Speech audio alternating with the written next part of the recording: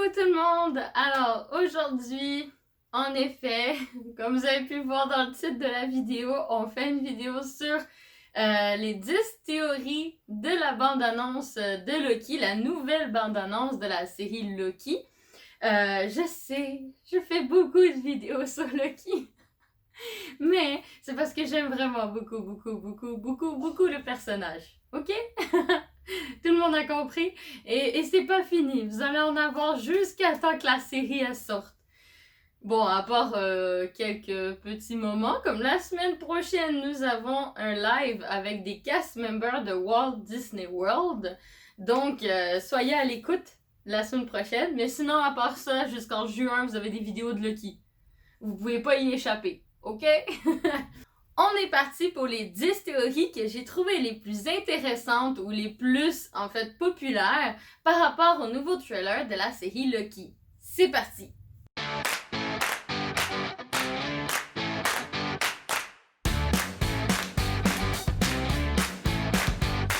Grâce au trailer, on peut tout à fait voir que la psychologie de Loki sera tout autre que ce que nous avons eu auparavant. En effet, il n'y aura pas de Loki repenti ou de Loki gentil, mais encore un Loki colérique. Loki va avoir le droit à un petit rafraîchissement de mémoire et va-t-il avoir un choc lorsque celui-ci retrouvera ses souvenirs? Va-t-il être complètement changé de cette expérience auprès de la TVA? En effet, on peut remarquer que Loki sera engagé pour se promener dans les plans et potentiellement régler les erreurs qu'il a créées à cause du Tesseract.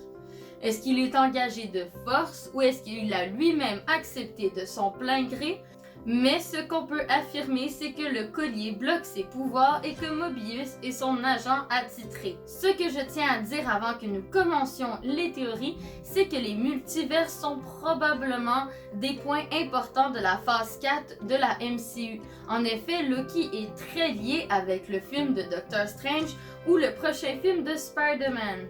Loki va-t-il rester changé de cette expérience et va-t-il devenir l'officiel vrai Loki? Puisque celui-ci est là contre son gré. En effet, il est une conséquence des événements qu'il se passe dans Endgame. Donc le Loki variant de cette série est par chance vivant.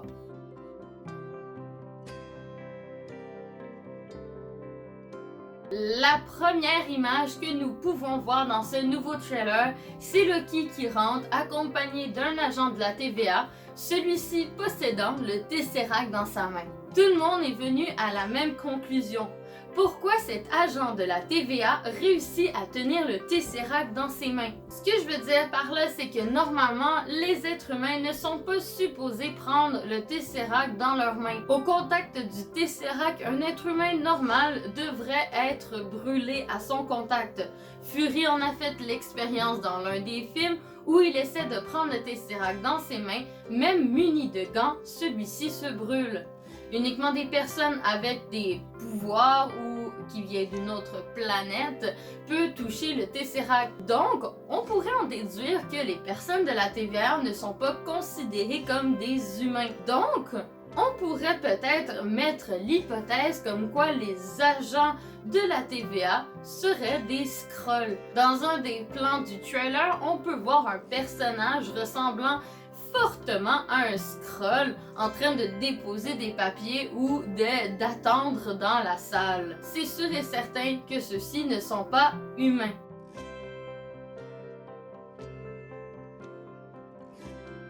C'est sûr et certain que Loki sera grandi de cette série. Nous ne savons toujours pas si ça va être en bien ou en mal, mais c'est sûr que le personnage sera complètement changé. Le second plan de ce trailer est Loki qui raconte le fait qu'il connaît la TVA, qu'il sait qui ils sont et pourquoi il est là. Donc ça laisse à supposer que Loki a eu connaissance avant les événements de 2012 de l'existence de la TVA. Plusieurs personnes pensent que ça serait soit grâce à son éducation, soit grâce à en fait son intérêt pour la lecture et les nouvelles connaissances, ou une connaissance acquise grâce à leur père ou leur mère, Odin et Frigga. Mais l'une des dernières suppositions est celle entre le film Thor et le film Avengers, TVA quand Loki erre dans l'espace et dans l'univers avant d'être repêché par Thanos. Est-ce que dans ce laps de temps, celui-ci a parcouru des endroits où il a eu connaissance de la TVA, ou est-ce après la rencontre avec Thanos, avant qu'il envahisse New York, qu'il a eu connaissance de la TVA? En parlant de la TVA, le juge Renslayer est très lié au personnage de Kang. On a souvent parlé dans d'autres vidéos que Kang serait probablement introduit dans la MCU grâce à Loki ou grâce à Doctor Strange et compagnie. En effet, en fait, Kang est très lié à la TVA, il a un rapport proche avec la TVA, dont notamment la juge Renslayer qui est un peu attirée par Kang, on pourrait dire. Mais ce qui nous fait vraiment croire à 100% que Kang aura probablement une introduction ou un caméo ou juste une citation dans la série Loki, c'est que l'acteur qui va jouer Kang est déjà casté, alors que le film devrait être fait pour 2023-2024. Pourquoi est-ce que Marvel avait besoin de caster cet acteur aussi longtemps avant la sortie de son personnage de Kang? Donc, grâce à ça, les gens se sont dit, si l'acteur est déjà casté, c'est probablement parce qu'ils ont déjà besoin de lui, sans pour autant lui donner un film ou une série à lui tout seul. Donc, il ferait probablement une introduction dans Loki, ou dans Doctor Strange, ou dans d'autres films à venir avant le sien.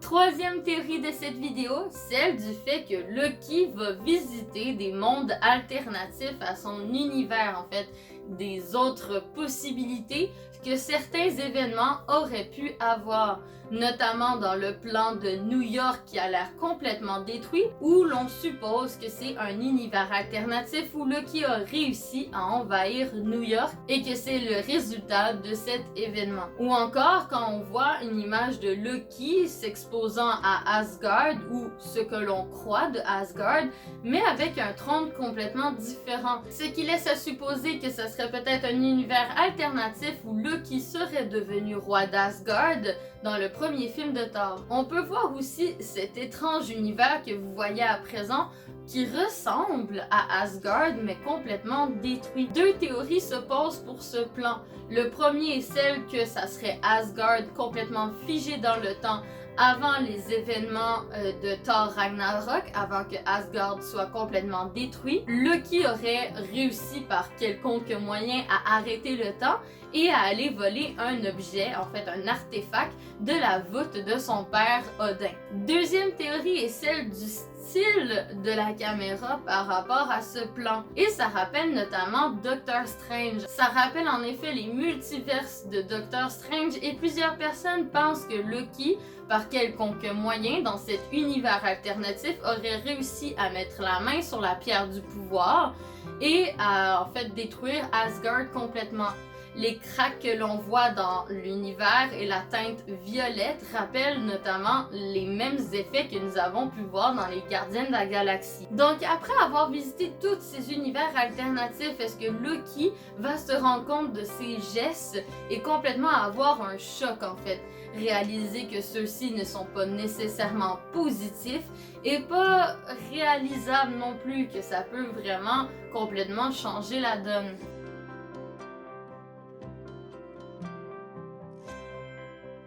Quatrième théorie, celle des personnages qui feraient leur retour dans la série Loki. En effet, plusieurs personnages seraient possibles d'apparaître dans la série Loki, notamment Thor et Heimdall.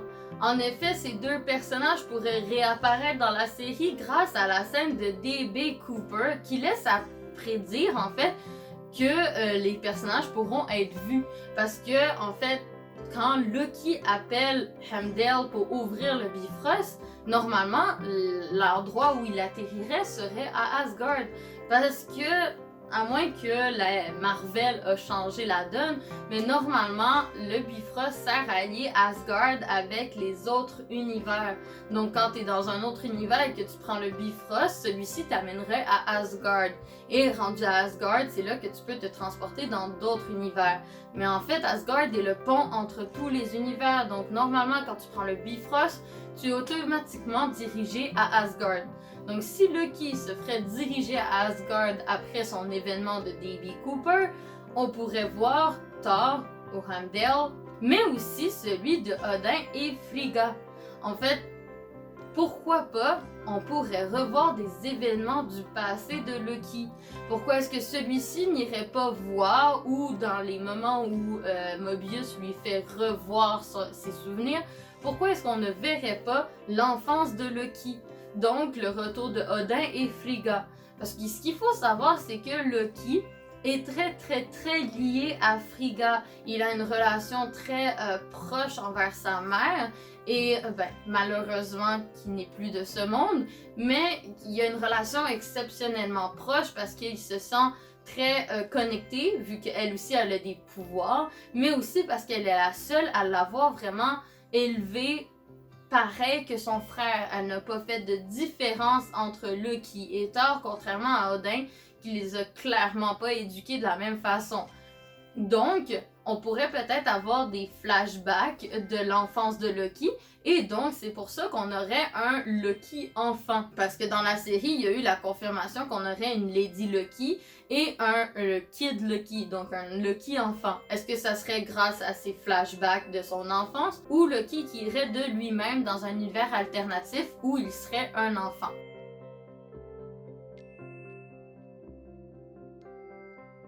Cinquième théorie, on est à la moitié, celle de Black Widow, de Sylvie et de Lady Loki. Ce personnage que vous voyez à l'écran est un mystère pour tout le monde. Des personnes essayent dur comme fer de croire que c'est Natasha, Black Widow d'un univers alternatif, vu que son apparence ressemble beaucoup à la Black Widow de 2012. D'autres personnes pensent que c'est Lady Loki et d'autres personnes, comme moi, pensent que c'est Sylvie. Ce que je veux dire par là, c'est que Kaylee Fleming a été castée pour Loki. C'est confirmé que l'actrice sera dans la série et plusieurs personnes pensent que celle-ci a été castée pour jouer Young Sylvie, donc une version plus jeune de Sylvie, et donc, d'après moi, on pourrait avoir la version adulte. Donc, l'actrice Di Martino ne jouerait pas Lady Loki, mais jouerait plutôt Sylvie. Mais dans tous les cas, ces trois personnages, que ça soit Black Widow, que ça soit Sylvie ou que ça soit Lady Loki, plusieurs personnes pensent que ça serait la mystérieuse amoureuse de Loki, la jeune fille choisie par Loki pour en fait commencer une histoire d'amour, parce que Loki aura le droit lui aussi à son histoire d'amour.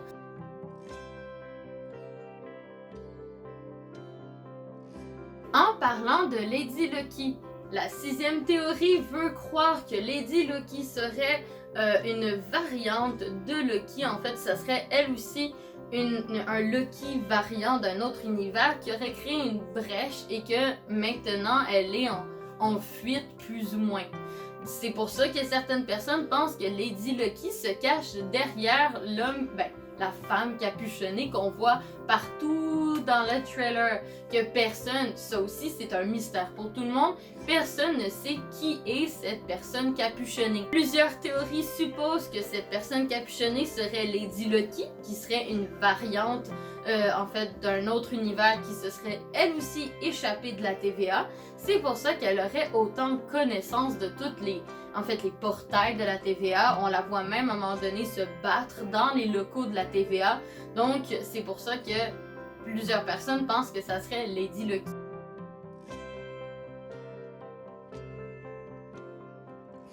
La théorie numéro 7 impose le fait que la TVA n'a pas la même façon de calculer le temps que les autres en fait.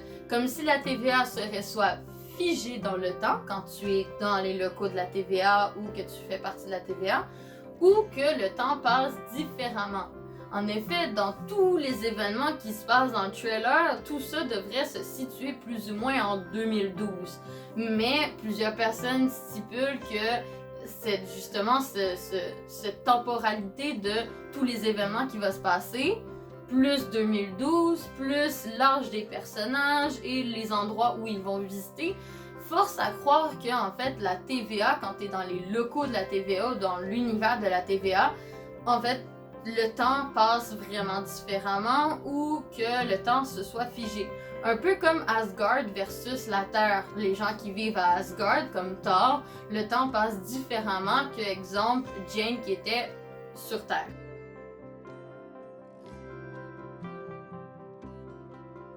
Quand je parlais au début de la vidéo du fait que la TVA va engager Loki pour régler les problèmes de sa brèche, en fait, du fait qu'il a volé le Tesseract, c'est qu'on se fait expliquer en fait que comment se passe un temps. Moi, ce que je crois, c'est que la temporalité n'est pas la même chose qu'un multiverse. Donc, en gros, tu as une ligne droite sur qu'est-ce qui est supposé arriver dans ta vie, mais que s'il y a quelque chose qui dérange cette ligne, qui provoque une brèche, celle-ci va avoir comme des petites branches qui vont pousser et qui va faire en sorte de créer d'autres choses. Donc, c'est pas comme si il aurait changé de ligne de temporalité, mais plutôt aurait changé la temporalité dans laquelle il vit et qu'il aurait créé des branches qui modifieraient des événements de cette temporalité.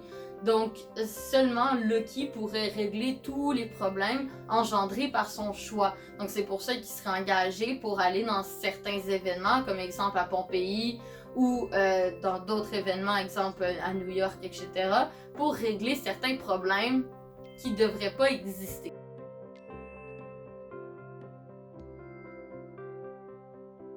Neuvième théorie, en fait, c'est pour regrouper plusieurs choses que j'ai dit dans cette vidéo. C'est la théorie du fait que la TVA veut utiliser le Loki variant. En fait, vu l'allure du trailer, on peut penser qu'en fait la TVA, avec la conversation entre Mobius et la juge, voudrait changer Loki et l'utiliser à leur avantage, le faire en sorte que le Loki variant deviendrait le vrai Loki de la vraie temporalité, mais complètement changé à la forme et à l'allure que eux le souhaitaient. Donc utiliser Loki pour qu'il devienne un agent genre permanent ou un autre personnage, en fait quelque chose qui leur serait utile à eux. Malheureusement, on sait très bien que Loki ne se fait pas berner aussi facilement et celui-ci s'enfuirait pour réaliser certains événements historiques de l'humanité. Mais est-ce que grâce à ça, est-ce que grâce au fait qu'il s'enfuit ou le fait qu'il aille travailler avec la TVA va changer Loki pour que celui-ci se repentit de tous ses crimes et de tout ce qu'il a fait ou aurait dû faire et que ça va nous donner un Loki un peu plus gentil?